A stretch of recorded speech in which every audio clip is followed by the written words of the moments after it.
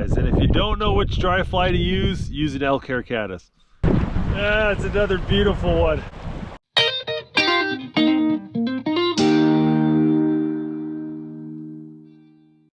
What's going on, everybody? Welcome back to my channel.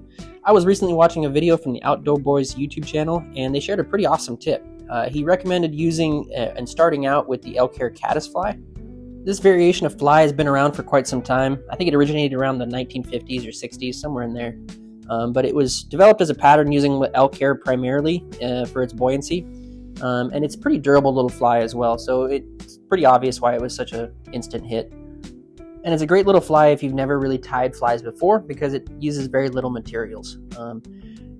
Really all you're going to need is some of this polydub here that I'm showing, a dry fly hook of whatever size that you feel is comfortable with for you to tie, especially if you're just tying your first one, a little bit of copper wire, and then I just kind of go through the pieces here step by step. You can kind of watch me go.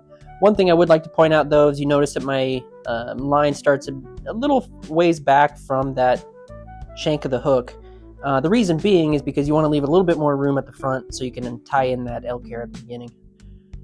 You can find online quite a few different videos on how to make this fly and all the skills needed to make it. But this is a pretty stripped down version of it, just so you can guys see what the recipe is. You see me here tying in some back hackle right above the where the dubbing goes in, and then I roll that back in kind of open spirals towards the back of the fly to meet where that copper wire is coming out the back.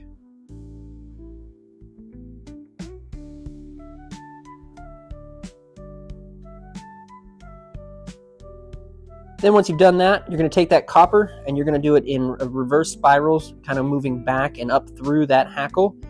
You can kind of do like a zigzag pattern to make sure you don't trap as much hackle as possible. If you do trap some, it's not a big deal. It's not going to matter much.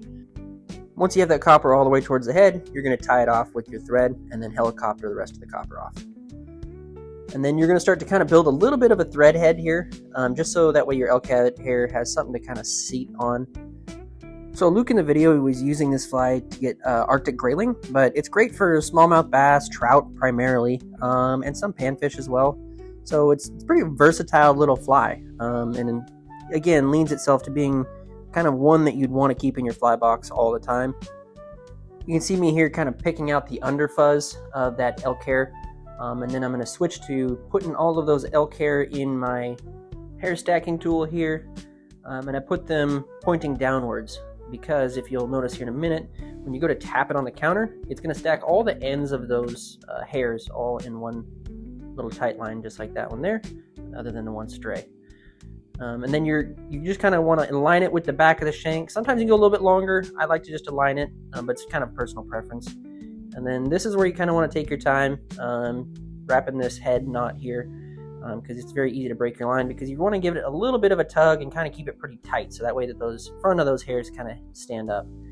And then I like to add just a little bit more of a head wrap on the front of this thing right before I kind of cut it off, and you'll see me use a neat little tool that I got here recently that holds all those back, so that way I can get that whip finish on there.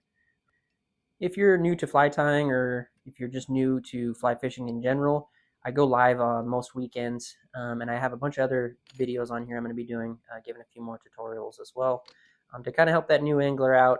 So make sure you guys subscribe so you guys can kind of stay in touch with those, and I'd love to help with any questions you may have, so make sure you guys leave comments down below.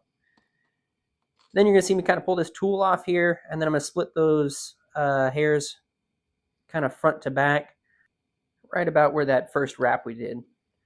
And then you're going to see me kind of chop it off here.